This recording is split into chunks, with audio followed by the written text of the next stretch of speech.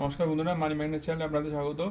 আজকে এই ভিডিওতে আমি শ্যাডোফ্যাক্স টেকনোলজি আইপিও সেটাতে কী ডিসিশন হওয়ার দরকার আছে সেটা নিয়ে আমি কথা বলবো। কারণ কি অলরেডি আইপিওটা গতকাল লঞ্চ করে গেছে মার্কেটে এবং আগামী 3 দিন থাকবে, সরি 2 দিন থাকবে। কারণ কি গতকাল প্লাস আরও 2 দিন, এই 3 দিন এই আইপিওটা অ্যাভেলেবেল থাকবে মার্কেটে।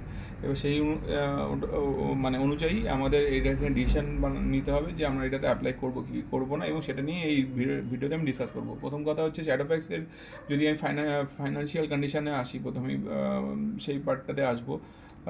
এটা অলরেডি আমি একবার ডিসকাস করছি, তাও আবার বলছি।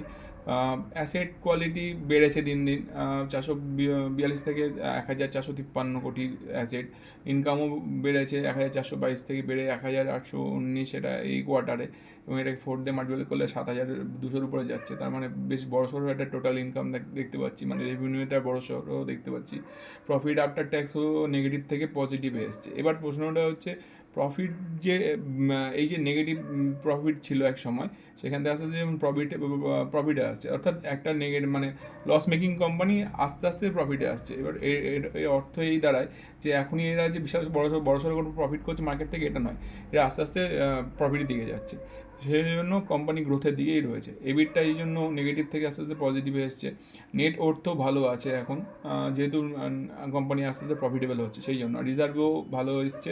281 কোটির রিজার্ভ, বড়োইং 147 কোটি রয়েছে, কারণ কি কোম্পানি গ্রোথ পিরিয়ডে রয়েছে। এবার প্রশ্নটা হচ্ছে কোম্পানি পি রেশিও তাহলে কত? P ratio, post P ratio এবং প্রি রেশিও যদি আমি কাউন্ট করি, তাহলে দেখব পোস্ট এবং প্রি রেশিও 1017। কারণ কি 1017? এই একটা কারণে, প্রথমে তো ছিল এটা লস মেকিং কোম্পানি, তারপরে আস্তে আস্তে 6 কোটির একটা প্রফিট দেখেছিল 2025-এরই ইয়েতে।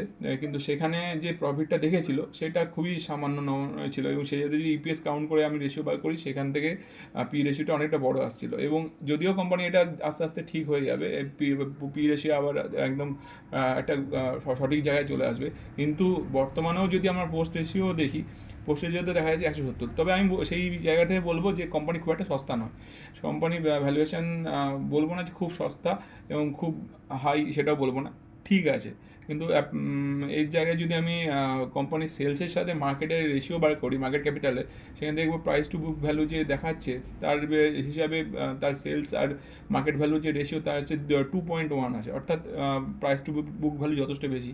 এবং সেইটার হিসেবে দেখতে গেলে পি রেশিওটাও অনেকটা বেশি। সেই জন্য আমি বলবো পি রেশিওটা যত কম হয় সেটা তত ভালো হয়, কারণ কি লো ভ্যালুয়েশনে পাওয়া যায়। তো এই কারণে বলবো এই মুহূর্তে এটাতে কোনো ডিসিশন আমি দিতে পারছি না। একটাই বলবো যে হ্যাঁ, সেকেন্ড এবং থার্ড ডেতে কীরকম সাবস্ক্রিপশন আসে সেটার উপর ডিপেন্ড করে এটাতে অ্যাপ্লাইয়ের ডিসিশন আমি দিতে পারবো, এবং আপনারা সেই জন্য আমার ভিডিওগুলো ফলো করবেন, সেখানে আমি বলে দেবো। তো এই ভিডিওটা এই পর্যন্তই। কেমন লাগলো সেটা আমায় কমেন্ট করে জানাবেন। যদি ভালো লাগে আমার ভিডিওগুলো, তো আমার চ্যানেলটা সাবস্ক্রাইব, শেয়ার অ্যান্ড লাইক করে আমার পাশে থাকবেন, এবং আমার চ্যানেলটা গ্রো করতে হেল্প করবেন। ধন্যবাদ।